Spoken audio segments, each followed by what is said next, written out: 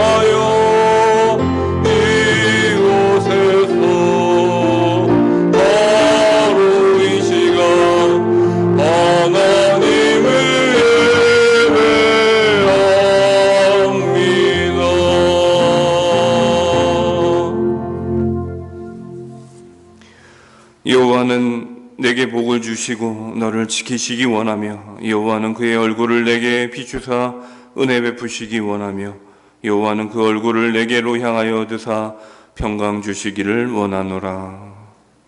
참 좋으신 하나님, 언제나 우리의 소망과 힘의 근원이 되시는 주님의 이름을 찬양합니다.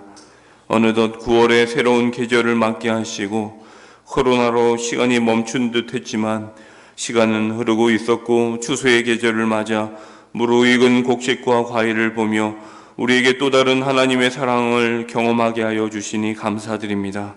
이러한 하나님의 시간 속에서 우리 또한 하나님을 경외하며 우리에게 맡겨주신 본분과 사명을 충실하게 감당하며 살아가게 하여 주시옵소서.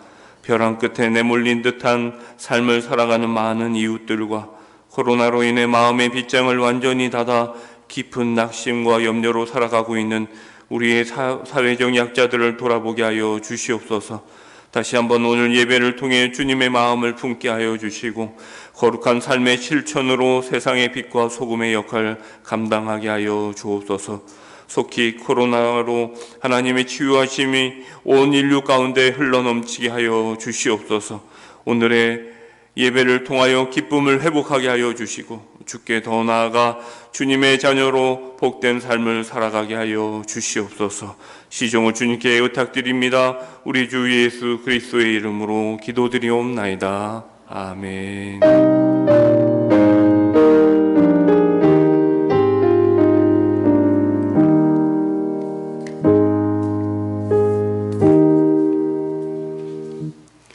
찬송가 11장 함께 찬양하겠습니다.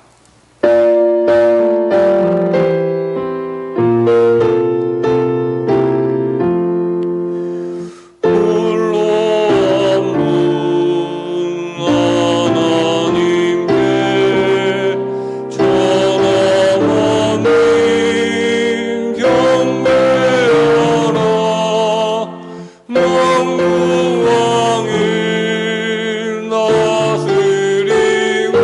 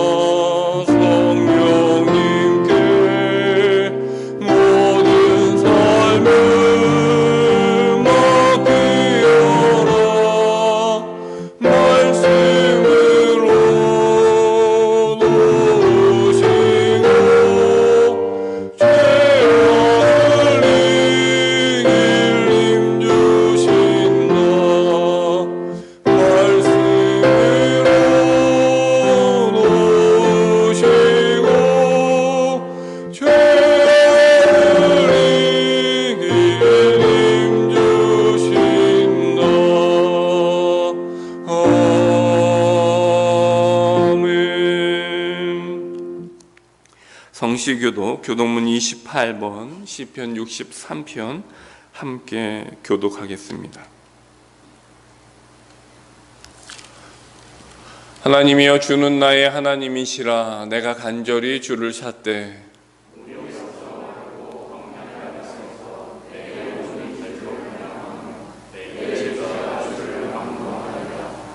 내가 주의 권능과 영광을 보기 위하여 주의 인자하심이 생명보다 나음으로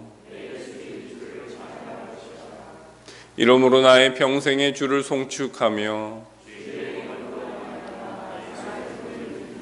골수와 기름진 것을 먹음과 같이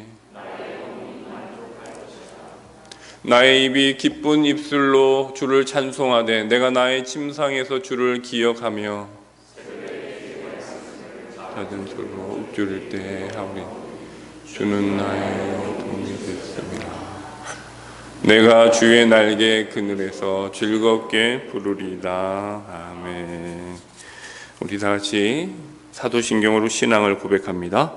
나는 전능하신 아버지 하나님 천지의 창조주를 믿습니다. 나는 그의 유일하신 아들 우리 주 예수 그리스도를 믿습니다. 그는 성령으로 잉태되어 동정녀 마리아에게서 나시고 본디오 빌라도에게 고난을 받아 십자가에 못 박혀 죽으시고 장사된 지 사흘 만에 죽은 자 가운데서 다시 살아나셨으며 하늘에 오르시어 전능하신 아버지 하나님 우편에 앉아 계시다가 거기로부터 살아있는 자와 죽은 자를 심판하러 오십니다. 나는 성령을 믿으며 거룩한 공교회와 성도의 교제와 죄를 용서받는 것과 몸의 부활과 영생을 믿습니다. 아멘.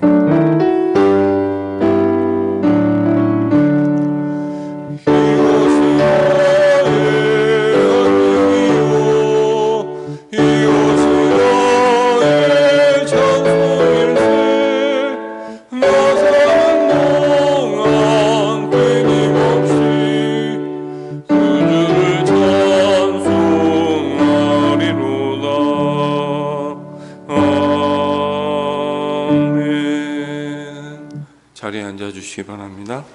이 시간 송재동 장로님 나오셔서 기도해 주신 이후에 전영화 목사님 나오셔서 말씀 전해 주시겠습니다.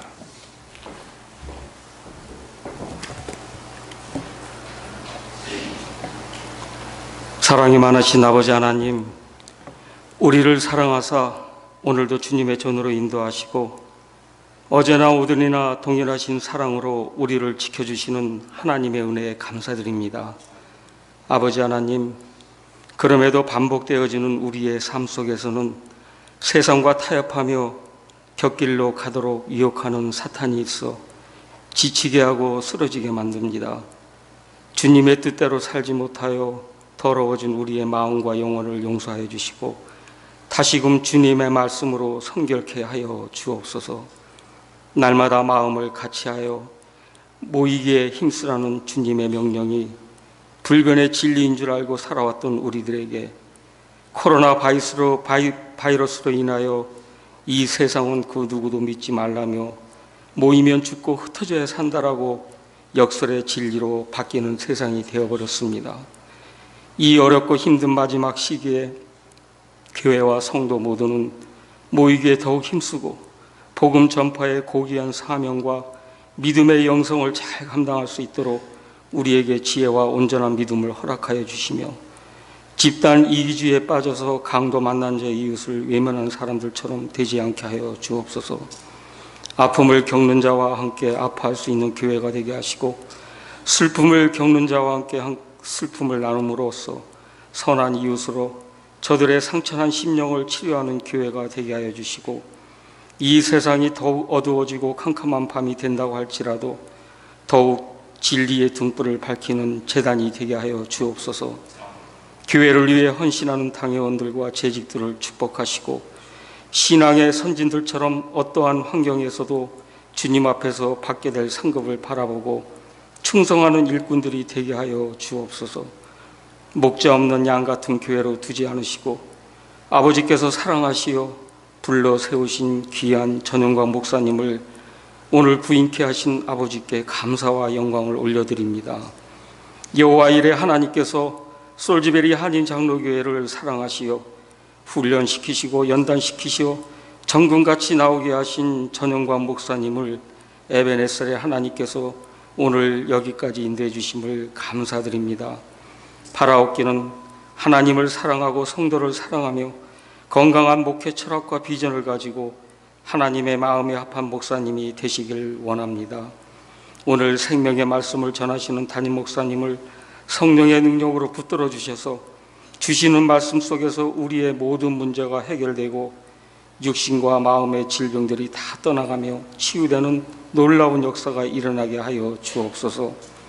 내조하시는 사모님께 지혜와 영성을 더하셔서 성도와 교회의 덕이 되게 하시고 평안한 가정을 이루게 하시며 사랑스러운 두 자녀에게도 하나님 나라의 열매 맺는 일꾼으로 세워 주시옵소서. 교회 학교에 어린 영혼들을 위하여 수고하시는 원대역 교육 목사님께 성령 충만으로 임하셔서 저 어린 양들이 영양실조가 되지 않도록 말씀의 종이 되게 하여 주시고 목사님의 삶과 사역에 기름 부어 주시사 평강의 가정으로 지켜 주시옵소서. 이 시간에도 세계 곳곳에서 사역하고 계시는 선교사님들에게 하나님의 거룩하고 풍성한 복으로 채워 주시옵소서. 이 예배를 위하여 각 부서에서 은밀히 수고하시고 돕는 손길들을 기억하사 축복하여 주옵소서. 우리의 인생은 하나님의 선물이며 모든 업적도 하나님 선물임을 깨닫고 자랑도 말고 낙심도 말고 열심히 감사하는 삶을 살기를 바라오며 이 모든 말씀 우리를 위하여 희생하신 예수 그리스도의 이름으로 기도드립니다.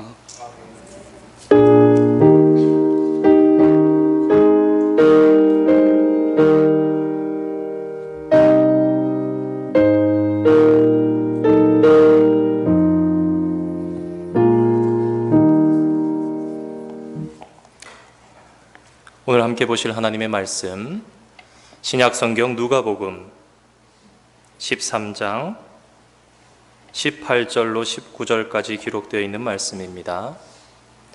신약성경 세 번째 책 누가복음 13장 18절과 19절의 말씀, 제가 가진 성경 신약 118페이지에 기록되어 있습니다.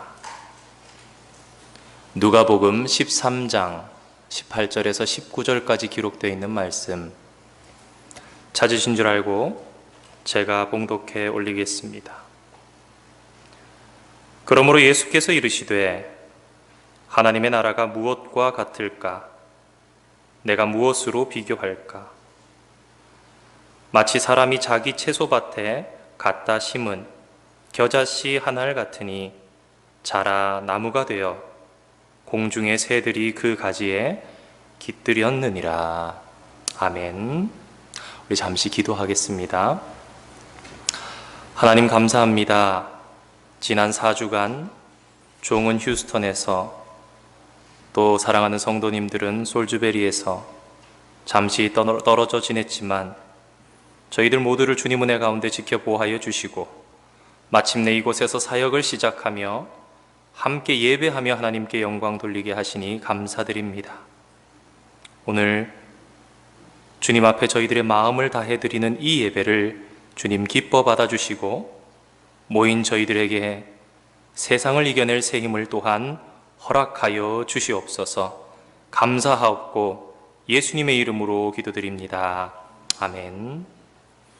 한 주간도 주님 은혜 가운데 잘 지내셨는지요? 기도해 주신 덕분에 솔즈베리에 잘 도착해서 저희 가정 많은 사랑과 은혜 가운데 지낼 수 있었습니다. 받은 사랑이 너무 귀하고 감사한데 또 여건이 허락지 않아서 인사도 제대로 드리지 못한 것 같습니다. 이제 저희 가정과 우리 성도님들은 주님 안에서 한 가족이 되어 지내게 되었습니다. 앞으로의 날들 가운데 하나님께서 저희 가정에 많은 은혜를 베풀어 주셔서 저희 가정이 더 귀한 사랑으로 우리 성도님들을 섬길 수 있기를 힘써 기도하며 나아가도록 하겠습니다. 앞으로도 많은 기도 부탁드리고 주 안에서 모든 성도님들 마음을 합하여 하나 되어 나아갈 수 있기를 부탁드립니다. 진심으로 감사드립니다. 오늘 주신 말씀을 통해서 저와 여러분에게 꼭 필요한 은혜를 하나님께서 베풀어 주시기를 간절히 소망합니다. 천국을 분명히 알고 계신 예수님께서는 여러 가지를 예로 들어서 천국에 대해서 설명해 주시고 제자들에게, 사람들에게 알려주기를 원하셨습니다. 그도 그럴 것이 하늘에서의 삶을 살다 오신 예수님 눈에는 이 땅에 있는 여러 가지 것들 속에 천국의 모습들이 자연스럽게 보이셨을 것입니다. 얘들아, 여기 와서 이것을 좀 보렴. 여기 그물 안에 천국의 모습이 있네. 여기 이 밭을 한번 보렴. 천국이 여기 있네. 여기 누룩을 한번 보렴. 천국의 모습이 여기에도 있구나. 그렇게 말씀하신 여러 가지 비유 중에 겨자씨를 비유로 하신 말씀을 누가는 오늘 본문에 기록하고 있습니다. 겨자씨 하면 어떤 생각을 먼저 떠올리게 되십니까? 아마 일반적으로 가장 먼저 우리의 머릿속에 이런 생각을 합니다. 아주 작은 씨앗, 너무너무 작아서 눈에 잘 보이지 않을 것 같은, 손에 꼽히는 몇 안 되는 굉장히 작은 씨앗. 저도 그와 같은 생각을 하면서 지내왔었습니다. 그렇게 되었던 가장 큰 이유는 한 30여 년쯤 전에 이렇게 보았던 작은 책갈피 하나 때문이었습니다. 어쩌면 지금 이 자리에서 함께 예배하고 계신 분들 중에도 저와 같은 책갈피를 보신 분들이 계실 수도 있을 것 같습니다. 정말 그 안에는 눈으로 보기에 정말 자세히 들여다보아야 할 만큼, 혹 돋보기를 가지고 이렇게 보아야 한 알 한 알이 구분돼서 보일 듯한 아주 작은 씨앗을 몇 개 모아서 그 책갈피 속에 넣고 그 밑에 겨자씨라고 써놓고는 또 성경 구절 한 절을 기록해 놓았던 그런 기억입니다. 아마도 마태복음 17장 20절의 말씀이 기록되어 있었던 것 같은데요. 제가 마태복음 17장 20절의 말씀을 한번 읽어드리도록 하겠습니다. 너희에게 믿음이 겨자씨 한 알만큼만 있어도 이 산을 명하여 여기서 저기로 옮겨지라 하면 옮겨질 것이요 또 너희가 못할 것이 없으리라. 책갈피를 바라보면서 이렇게 작은 믿음만 있어도 하나님의 큰 능력을 행할 수 있다 그러고, 이 산더러 명하면 저리로 옮겨지고 바다에 던져진다 그러는 마태복음과 누가복음의 말씀을 보면서 믿음에 더욱 욕심을 내기를 소망했었고, 또 한편으로는 더 겸손하게 살아야 되겠구나. 나는 이 믿음이 눈에 보일 듯 보이지 않을 것 같은 이 씨앗만도 못한 그런 믿음을 가지고 살아가고 있구나 생각해 보았던 기억이 납니다. 그런데 한 15년 전쯤 다녀온 성지순례를 통해서 학창시절에 제가 책갈피 속에서 보았던 그 씨앗이 겨자씨가 아니라는 것을 알게 되었습니다. 이집트, 이스라엘, 레바논, 시리아, 지금은 못 가지만 당시에도 좀 위험한 상황이 언제든지 있을 수 있는 곳이 레바논 같은 곳인데, 또 유능한 관광 가이드를 따라서 레바논의 백향목 숲도 보고 돌아올 수 있었습니다. 그런데 저희들이 예루살렘을 방문했을 때 감사하게도 예루살렘 안에 장로회 신학대학교 저희 모교에 예루살렘 성지연구소라는 곳이 자리를 잡고 있더라고요. 그래서 저희들이 그곳에서 만남을 가졌습니다. 장로회 신학대학교 예루살렘 성지연구소에서 성지를 연구하고 공부하고 계신 분들과 저희 성지팀이, 순례팀이 만나게 되었는데, 그분들이 방문하는 저희들에게 무언가 선물이 되게 하려고 준비했던 여러 가지 자료들이 있었습니다. 예를 들면 대추, 야자, 열매 같은 거.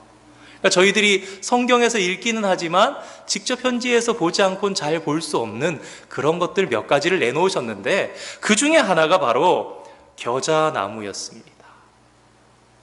학자들을 통해서 밝혀진 사실에 따르면 제가 본 그 책갈피 속의 씨앗은 겨자씨가 아니라, 여러분 놀라지 마시기 바랍니다, 원산지가 브라질인 담배나무 씨앗이었다고 합니다.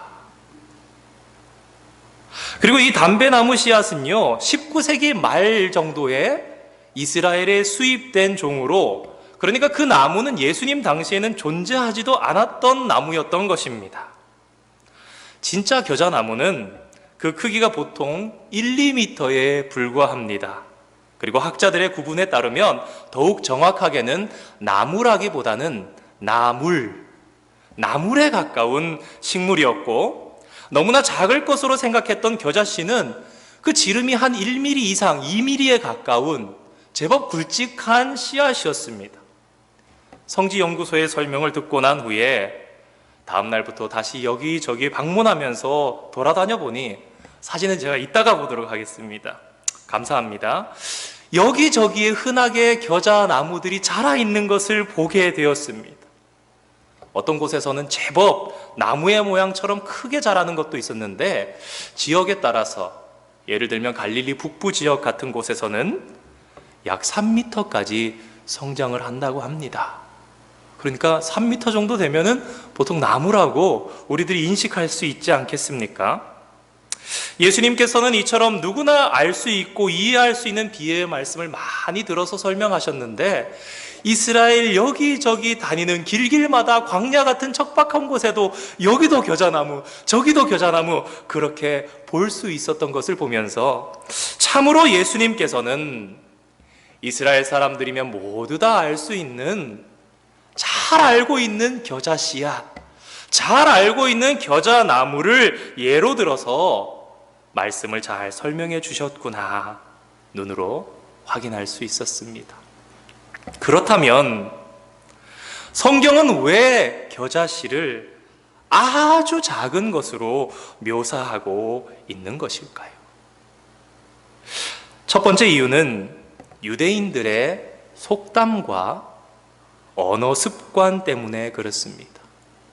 유대인들의 속담에는 이런 속담이 있습니다. 겨자씨만큼이나 작다.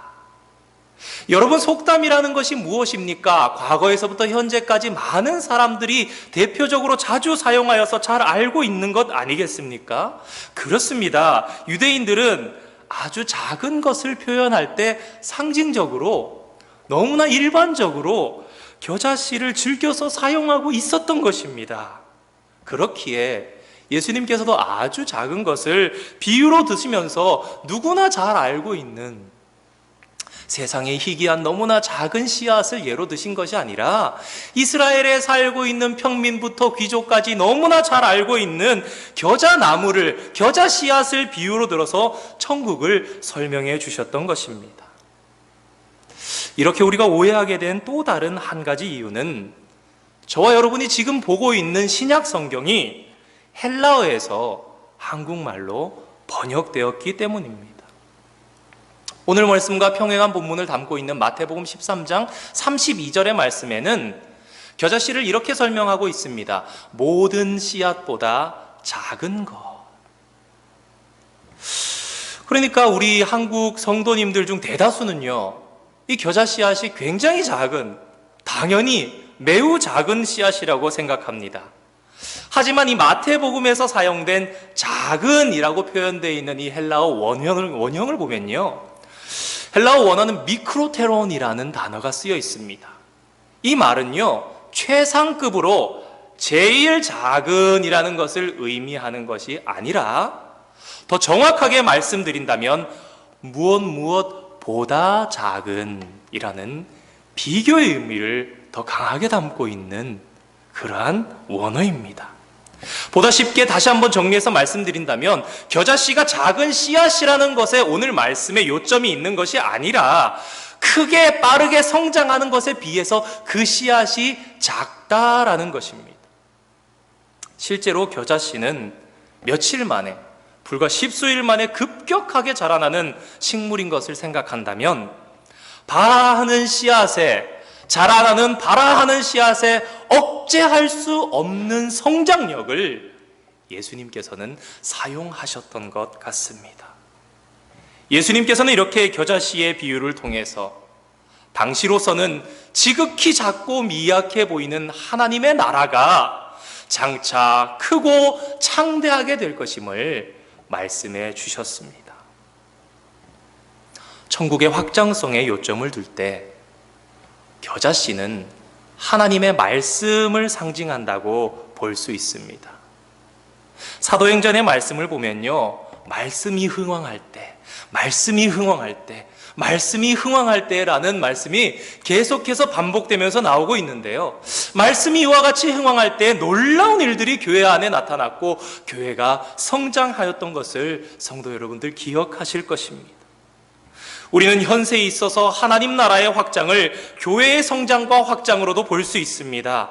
예수님의 말씀처럼 겨자씨가 엄청나게 성장을 하여서 나무가 됨과 같은 성장을 우리는 교회의 역사 속에서 발견할 수 있습니다.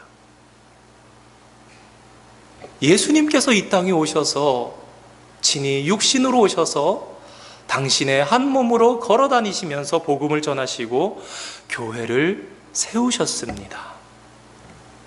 예수님의 말씀을 듣고 깨달아 주는 그리스도시요 살아계신 하나님의 아들이시라고 고백하는 그 고백 위에 교회를 세우셨습니다. 예수님의 승천 이후에 남겨진 교회가 무엇이었습니까?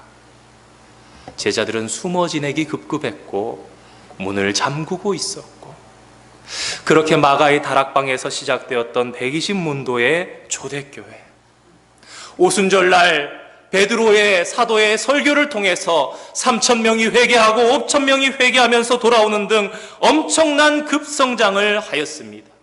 그 이후에 교회는 핍박으로 큰 환난을 겪는 것 같았지만 그로 인해서 오히려 복음은 예루살렘과 이스라엘을 넘어 이방인들에게 들어가서 그들을 그리스도인으로 만들었고, 그 복음이 마침내는 유럽을 복음화시켰고, 마침내는 미국을 복음화시켰고, 마침내는 한국을 복음화시켰습니다.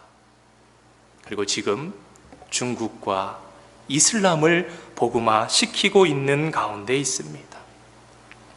요즘 중국을 바라보는 시선이 그렇게 곱지 않으실 수 있습니다. 그런데 이 중국 내의 복음화에 대한 것이 소식을 들었는데 참 놀랍더라고요. 벌써 10수년 전에 우리 중국 내부의 선교사들을 통해서 들은 보고인데, 보여지는 것일 것이다, 훈련된 성도들이 많이 있다, 이런 얘기들이 그 전에 돌아서 이렇게 반신반의했었습니다. 중국 내에서 선교를 하시다가 돌아오시고 또 선교를 하시면서 가끔씩 보고 차오시는 선교사님들의 보고를 통해서 들었는데, 이게 공식 집계는 못 되죠. 그럴 수 없는 상황이기도 하고요. 중국 내에 예수를 믿는 사람들의 숫자가, 신자의 수가 적어도 1억 명 이상이 된다는 것이 벌써 10수년 전에 그들 사이에서 인식하고 이해하고 그렇게 파악하고 있는 현실이라고 합니다. 우리 솔즈베리 한인 장로교회도 그 시작점을 제가 정확하게 알 수는 없겠습니다만 아마도 그 시작은 겨자 씨앗과 같이 작았을 것입니다. 그러나 하나님의 말씀이 흥왕하여서 오늘 이렇게나 성장하였습니다. 그리고 하나님의 은혜 가운데 앞으로 더 아름답게 성장하여 나아갈 것입니다. 특히 우리 교회는 솔즈베리 지역의 복음화를 꿈꾸며 이곳 한인들의 마음을 하나님께로 향하게 해야 할 귀중하고 막중한 사명을 가지고 있습니다. 그런데 우리는 이곳에 모여서 예배하면서 하나님의 말씀을 들으면서 우리의 삶을 통해서도 지금 천국의 확장에 동참하고 있다는 사실을 기억하시기 바랍니다. 겨자씨의 비유를 교회의 역사 가운데서 생각해 보았는데, 이제 개인에 적용해서 한번 생각해 보도록 하겠습니다. 이 한 사람의 마음 속에 심겨진 말씀이 복음을 심었습니다. 복음이 싹이 났네요. 복음이 자랐습니다. 30배, 60배, 100배가 되었습니다. 이 찬양 있지 않습니까? 말씀이 심겼을 때 말씀이 자라나고 그 안에 확장되어서 우리의 마음에 가득 차게 되는 은혜를 여기 계신 성도님들은 다 경험하신 줄 압니다. 말씀이 개인의 마음 속에 심기고 그 마음 전체를 천국으로 바꾸고 마침내 그 사람이 구원에 이르게 하는 것으로 개인에 적용해 본다면 생각해 볼 수 있는 것입니다. 한국의 청송이라는 도시에 감호소에서 근무하셨던 신실한 크리스찬인 교도관 장로님이 방문하셔서 간증하셨던 적이 있습니다.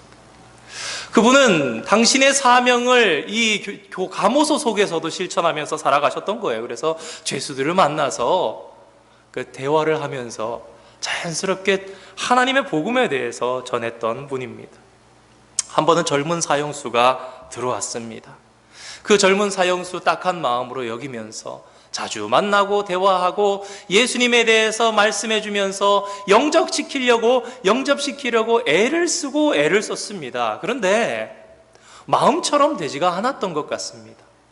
시간이 지나고 사형 집행일이 다가오는데 도무지 이 청년의 젊은 사형수의 가슴 속에 예수님에 대한 확신이 있는지, 이 청년이 구원에 이르렀는지 확신할 수 없었습니다. 사형이 집행되던 당일 그 젊은이에 앞서서 나이가 좀 지긋이 있는 중년에서 노년으로 접어드는, 또 이분은 철학을 전공하셔서 말씀하시는 분이라 굉장히 말을 잘하시면서 차분하게 전도하려고 애를 쓰고 애를 썼지만 자기가 도저히 안 되는 그런 경험들을 해보신 그분이었습니다. 근데 사형 집행되는 그날 형장으로 오면서 그 사형이 집행되기 위해서 왔던 이 철학을 공부했던 나이 지긋한 이분은요, 죽지 않으려고 발버둥을 치면서 너무너무 험한 모습으로 그렇게 와서 사형이 집행되는 모습을 보면서 장로님 마음속에 복음을 전했던 이 젊은이가 생각이 나서 눈을 감았습니다. 장로님 그런 생각을 하셨다 그래요. 이야, 이만한 사람도 이런데 과연 내가 복음을 전했던 이 젊은이는 어떻게 이 자리에 와서 이 일을 감당할까? 그가 구원을 받았을까? 확신이 들지 않는 가운데, 자신이 없는 가운데 그렇게 잠시 생각에 잠겨 있는데 복도 쪽에서 찬송 소리가 들리기를 시작하더랍니다. 그 찬송이 그 젊은이의 입에서 나오는 것이라고 확신을 할 수가 없었는데 눈앞에 당도한 사람을 보니까 자기가 복음 전했던 그 사람이 맞아요. 죽음을 앞두고 이 젊은이에게 마지막 한마디를 하라, 보통 그런다고 그럽니다. 그랬더니 이 젊은이가 저는 죄를 지어서 이 세상의 법에 따라서 오늘 사형을 당하게 되었습니다. 그렇지만 예수님을 믿어 영혼은 구원을 얻게 되었습니다. 여기 있는 여러분들도 이 예수님을 믿고 구원을 받으시면 좋겠습니다.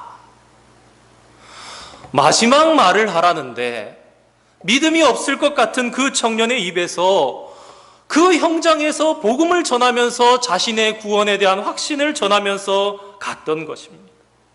잘할 것 같지 않았던 이 젊은 사형수의 가슴에 심겨진 말씀이 눈에 보이지 않았지만 감옥 안에서의 시간 동안 겨자나무와 같이 급격히 성장하여 그 마음속에 가득 차게 되었고, 마침내 확신을 가지고 주님을 마음속에 모시고 비록 육신은 죽어지지만 그 영혼이 구원을 얻게 되었던 것입니다.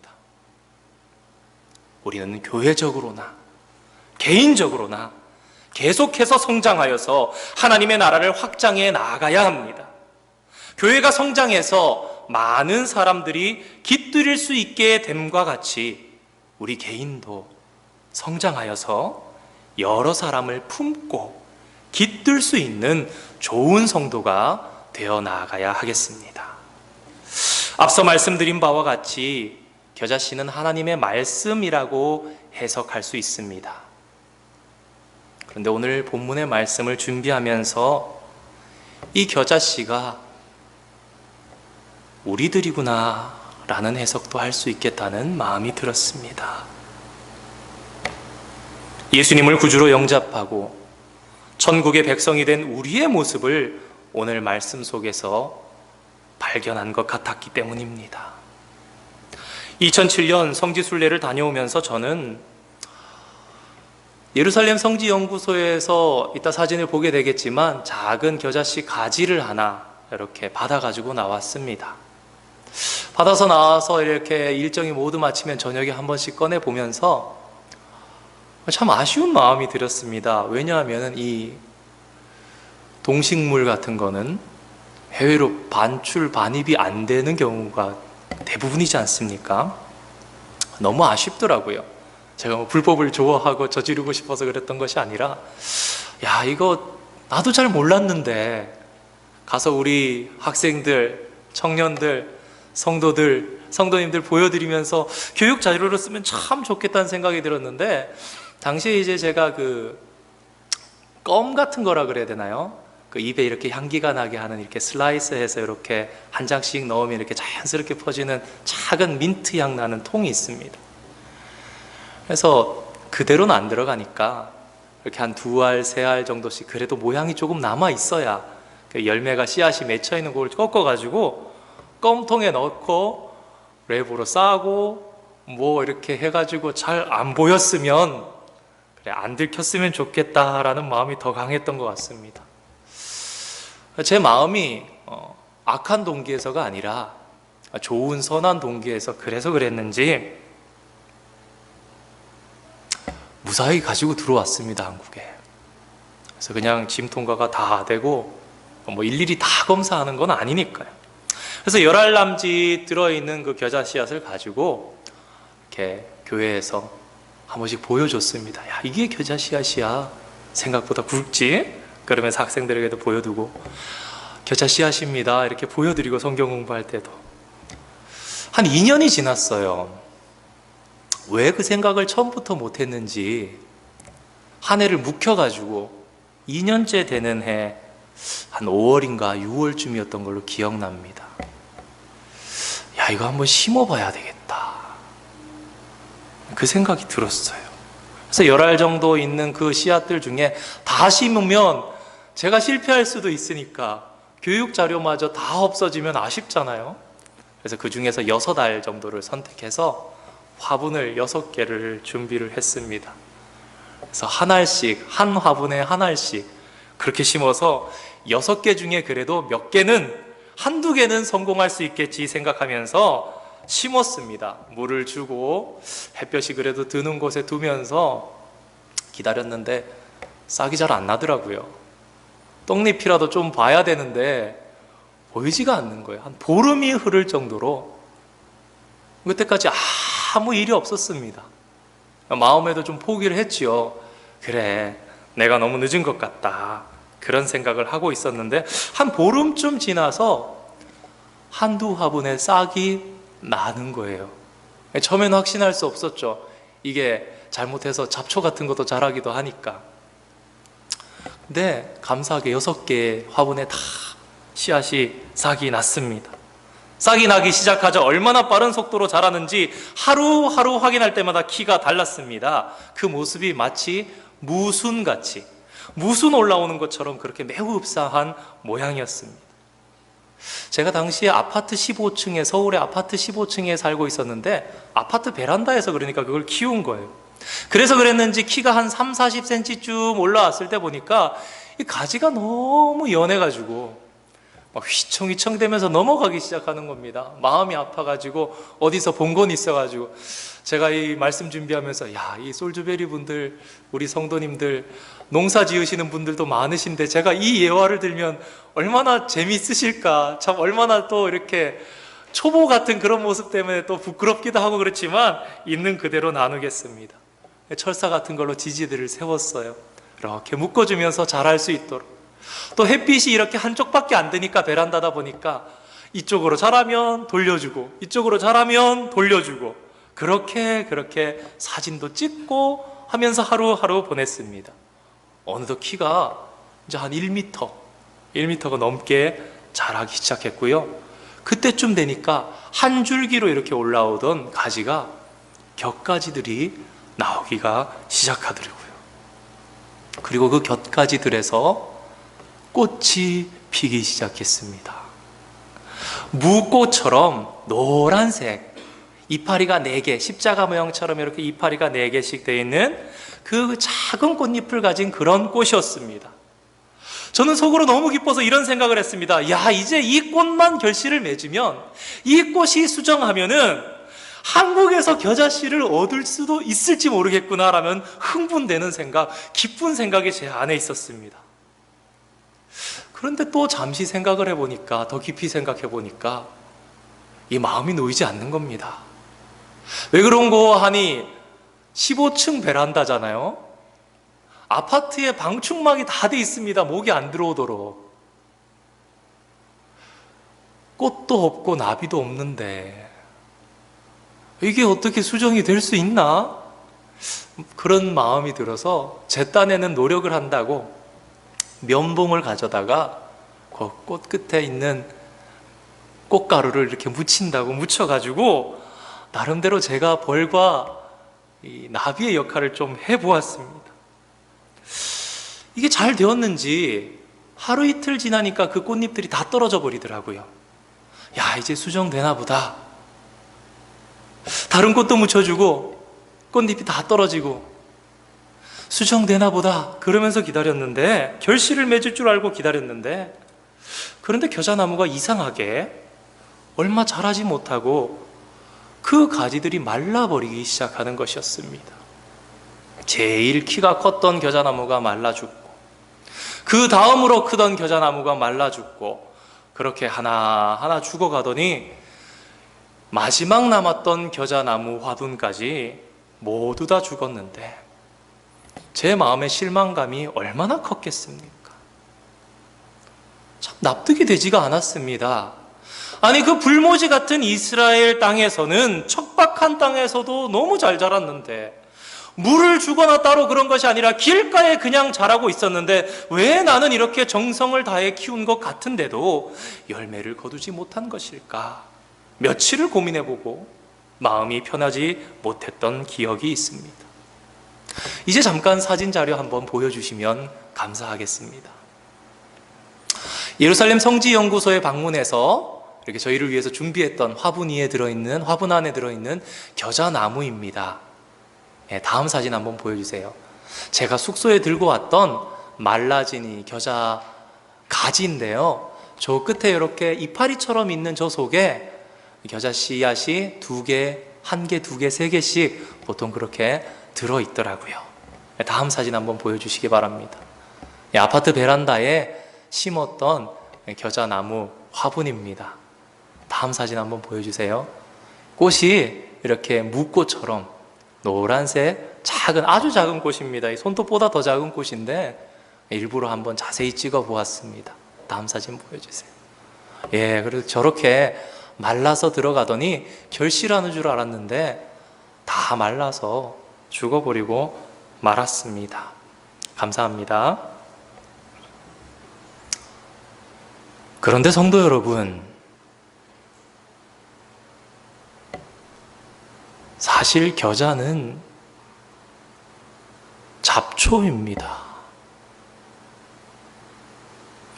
우리가 성경에서 겨자씨, 겨자나무 이렇게 하니까 무언가 그럴듯해 보이는 나무처럼 생각해 볼 수 있는데요, 말씀 초반에 언급드린 것처럼 정확한 학명에 따르면 오히려 나물인 잡초입니다.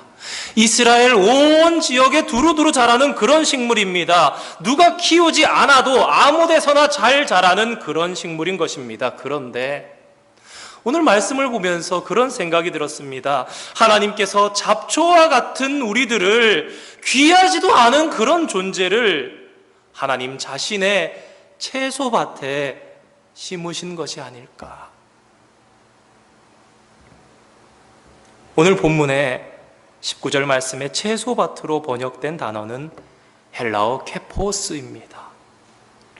이 케포스라는 단어는 원래 나무나 꽃이 있는 정원을 가리키는 말입니다. 케포스는 그러니까 정원이죠. 하나님의 정원.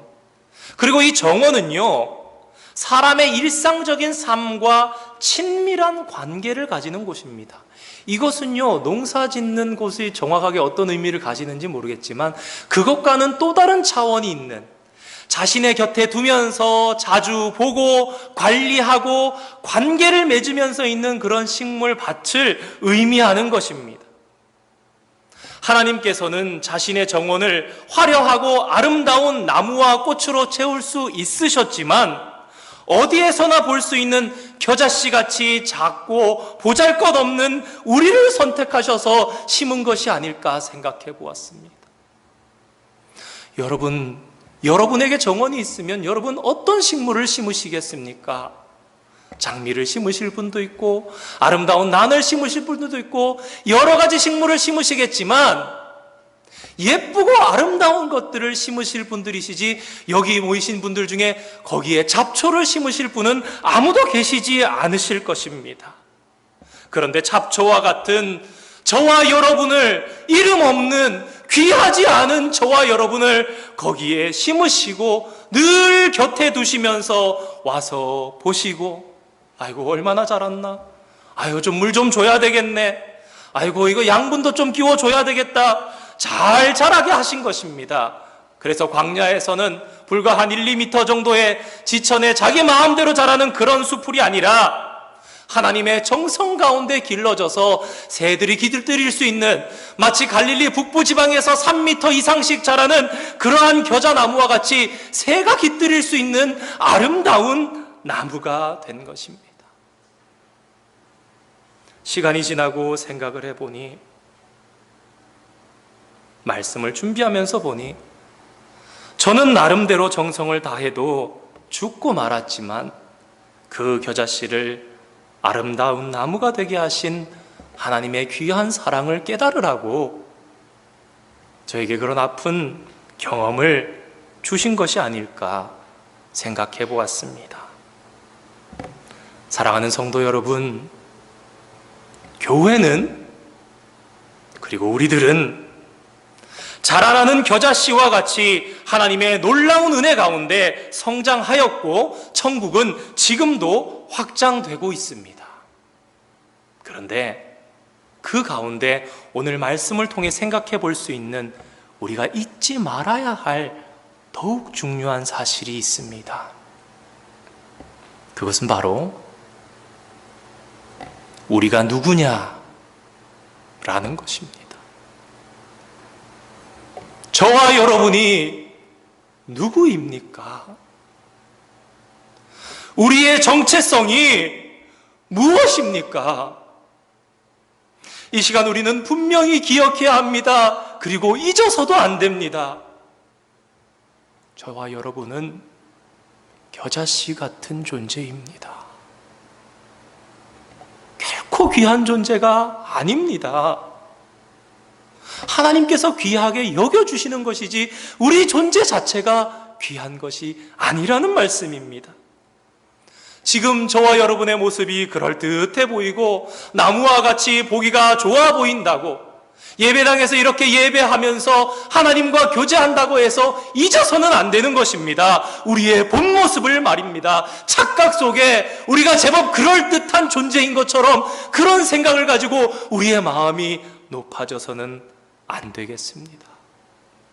그저 하나님께서 우리를 잘 길러주셔서 저와 여러분이 하나님의 은혜 안에 있어서 지금 저와 여러분들이 보기에 좋게 된 것일 뿐입니다. 오늘 말씀 속에서 천국의 놀라운 확장성을 보여주시기를 원하셨던 주님은 동시에 저와 여러분에게 겸손을 요구하고 계신 것이 아닐까요? 저와 여러분이 하나님 앞에서 스스로 겸비하고 또한 사람들 앞에서 겸손한 모습으로 살아가면서 주님을 의지해 나아갈 때에, 그렇게 살아갈 때에 하나님께서는 저와 여러분을 더욱 크고 존귀하게 하나님의 나라를 확장시키고 세상의 빛과 소금이 되는 역할을 할 수 있는 존귀한 주의 자녀로 만들어 주시고 사용해 주실 것입니다.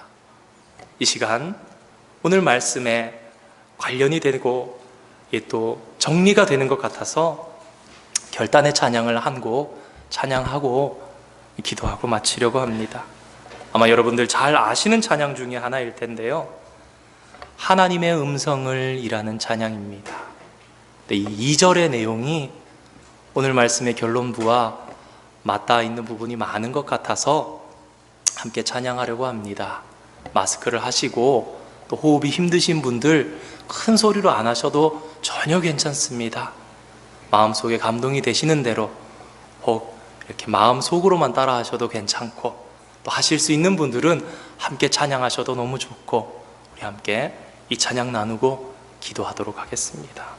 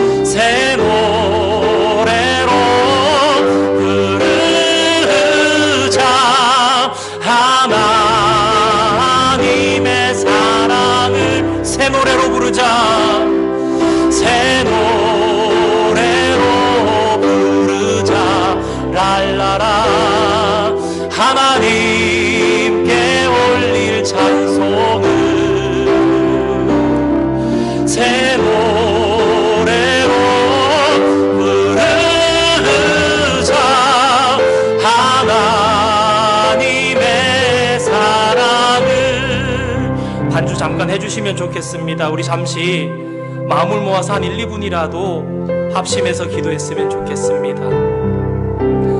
오늘 말씀을 들으시면서 주님께서 주시는 말씀이 마음이 있으셨습니까? 찬양을 부르시면서 결단하며 주님 앞에 고백하셔야 할 부분이 기억나진 않으셨습니까? 이 시간 말씀을 받은 말씀을 감사하며 결단하며 또 회개할 것이 있으면 회개하며 우리의 자신의 것을 고백하며 진실한 마음으로 주님 앞에 나아갔으면 좋겠습니다. 주님께서 우리 교회 가운데 또 우리 가정과 개인의 삶 가운데 천국이 확장되는 겨자씨앗과 같이 확장되는 놀라운 역사 있게 해달라고, 우리를 그렇게 도와달라고 함께 기도하면서 나아갔으면 좋겠습니다. 함께 기도하겠습니다. 거룩하신 아버지 하나님, 주님의 은혜와 사랑을 감사드립니다. 오늘도 이 거룩한 주일을 저희들에게 허락해 주시고 주님 말씀 앞에 설 수 있는 은혜를 베풀어 주심을 감사드립니다. 저희들 이 시간 말씀을 통해 천국의 놀라운 확장성을 바라보며 저희의 삶 가운데 놀랍도록 역사하실 주님의 교회의 역사를 바라보며 주님의 도우심을 간구합니다. 주님이시여, 저희들 보잘것없는 작은 아버지 하나님 잡초와 같은 존재임을 또한 주님 앞에 생각하며 겸손히 나아가기를 원합니다. 주님, 우리의 마음속에 행여라도 높아진 마음이 있었다면 아버지 하나님이시여, 주님 앞에 스스로 겸비할 수 있는 지혜를 갖추게 하여 주시고 사람들 앞에서나 하나님 앞에서나 겸손하고 온유한 모습으로 나아갈 수 있는 저희들 될 수 있도록 주님 붙잡아 주시옵소서. 주님이시여, 주님께서 귀하게 불러주셨고 아버지 그렇게 세워주셨다는 그 사실에 늘 감사하는 마음으로 아버지 하나님이시여 순종하며 나갈 수 있는 저희들 될 수 있도록 주님 축복하여 주시옵소서. 하나님 감사합니다. 오늘도 하나님의 사랑 안에서 우리를 길러주시니 너무너무 감사드립니다. 주신 말씀 통해 하나님의 큰 사랑을 알았습니다. 겨자씨와 같이 이름 없는 저희들이지만 친히 채전밭에 심어주시고 길러주신 주님의 정성도 깨달았습니다. 하나님 앞에 우리는 누구인가 생각하며 더욱 겸손한 모습으로 하나님 나라를 확장시키는 일에 동참해 나아가는 저희들 되게 하여 주시옵소서. 주님 또한 저희들을 주님 안에서 한 가족으로 만들어 주셨사오니 사랑하는 주님 앞에 모여 예배하는 이곳에 인간의 그 어떠한 조건, 그 어떠한 배경, 그 어떤 학식도 내세워지지 않게 하여 주시고 오직 주님의 큰 사랑만 드러나고 주님 은혜 안에서 주님의 영광 또 하나님의 나라 확장 위에 힘쓰고 애쓰는 저희들의 모습 가득할 수 있도록 주님 우리 교회를 축복하여 주시옵소서. 감사드리며 예수님의 이름으로 기도드립니다. 아멘.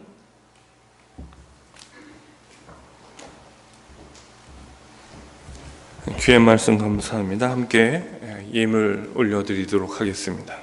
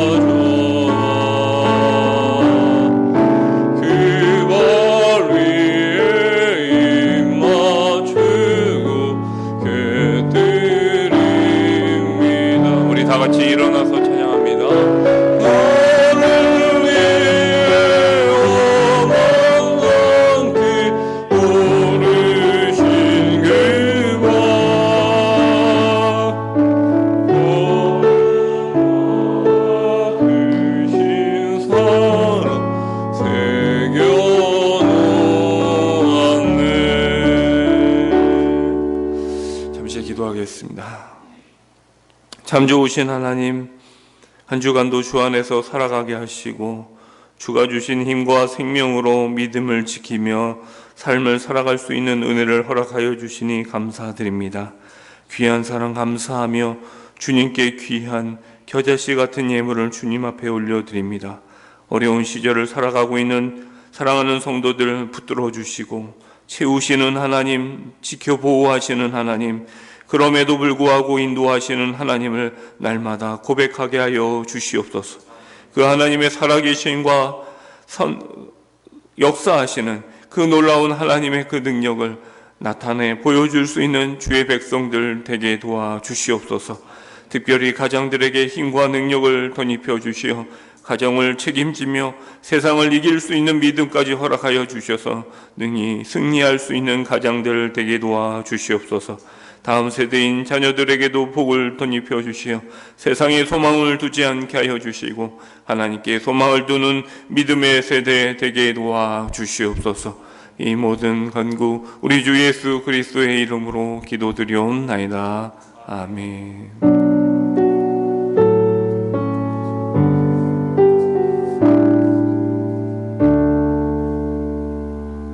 자리에 앉아주시기 바랍니다. 교우 소식 있습니다. 박꽃내음 성도님 태훈이 한국 방문 후에 기교했습니다. 무사히 잘 돌아왔습니다. 위에서 또 기도해 주시고 잘 적응할 수 있도록 인도해 주시면 좋겠습니다. 교회에서의 예배 재개 지침 사항입니다. 잘 숙지하시고 잘 동참해 주시면 좋겠습니다. 공천위원회 모임이 9월 20일 다음 주 오후 12시 30분에 도서실에서 있습니다. 겨울 독감 예방 접종이 있습니다. 그것도 다음 주 2부 예배 후에 친교실에서 있습니다. 의료보험 카드 준비해서 오시면 될 것 같습니다.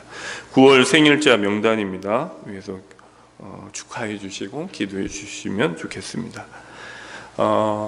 전영관 목사님 지난주 월요일 날 이사하셨습니다. 화요일인가요? 화요일 날 월요일 날 이사하셨는데요. 잘 마치고 모든 가족들 한 주간 소주벨에서 적응해 나가고 계십니다. 오늘 특별히 가족들 다 같이 오셨는데요.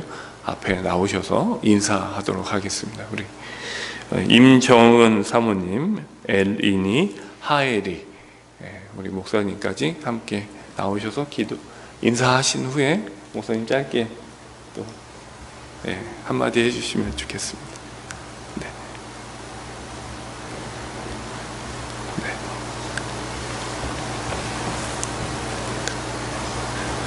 우리 따님이 엘린이고요, 아들이 하엘입니다. 네. 우리 나와서 인사할 때 우리 박수로 크게 환영해 주시면 좋겠습니다. 네.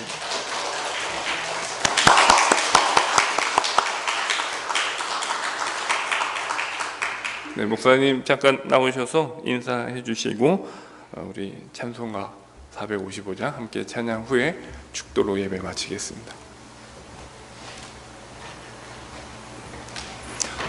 저희 아이들 마스크 벗으라 그래 놓고 저는 쓴지 모르고 끝까지 제 얼굴 보여드리는 줄 알고 감사합니다. 진짜 이제 한 가족이 되었습니다. 저희들이 여기서 함께 또 고생도 하고 함께 기쁨도 나누면서 함께 기도하며 살아가야 할 육신의 피로 맺어진 피보다 더 가치 있고 의미 있는 주님의 피로 맺어진 가족이라는 마음을 가지고 기도하며 나아갑니다. 부족한 점들도 있겠지만 주님의 사랑으로 바라봐 주시고 기도해 주시고 또 마음을 합하여 주실 수 있기를 당부드립니다. 감사합니다.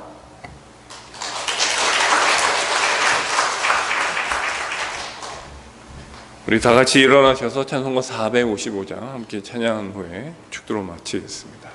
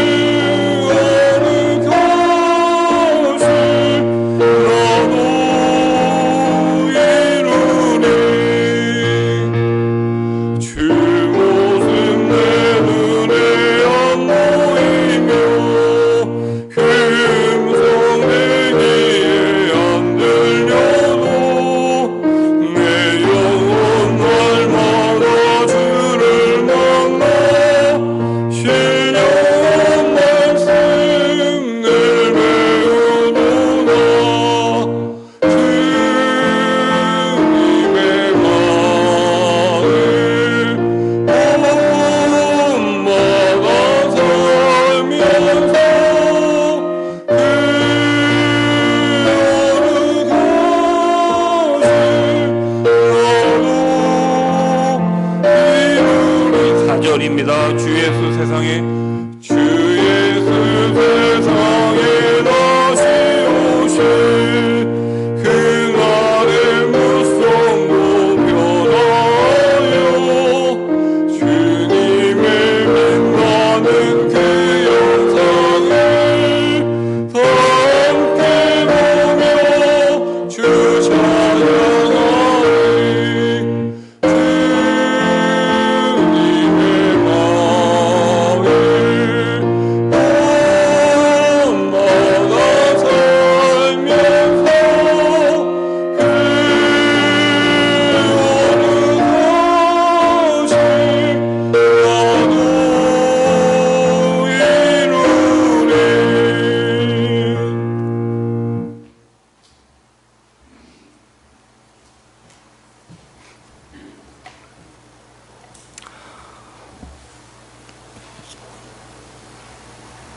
사랑의 하나님, 저희들을 한 가족으로 맺어주신 하나님의 사랑을 감사드립니다. 귀한 사랑 기억하며 주님 나라 위에 더욱 힘쓰며 함께 헌신하며 나아가는 주님의 기쁨 되는 주의 백성들, 또한 우리의 자녀들 다 될 수 있도록 주님 축복하여 주시옵소서.